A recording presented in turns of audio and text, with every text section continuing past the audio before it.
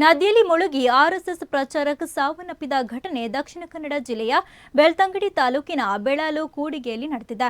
ಬೆಳಾಲು ನಿವಾಸಿ ಪ್ರಸಾದ್ ಎಂದು ಗುರುತಿಸಲಾಗಿದೆ.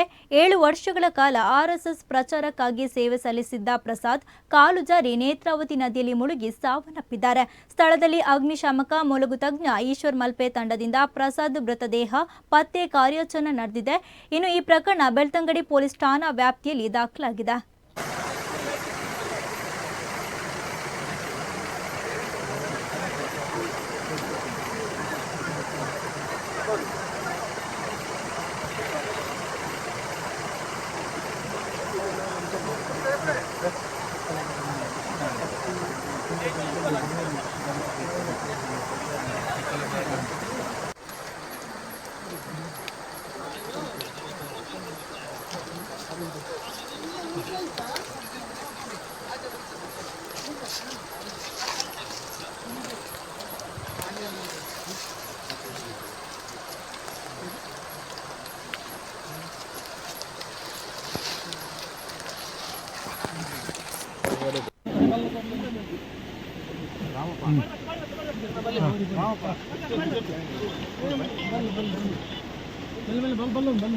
ಹಿಡೀರಿ ಅರುಣ ನಿತ್ತಿ ಮಾಡಿ ಲಕ್ಲಿ ಚೂರು side luck side side side side side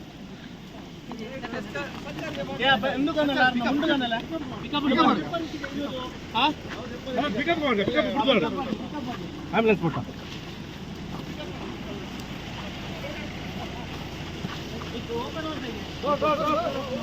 open ಉಂಟು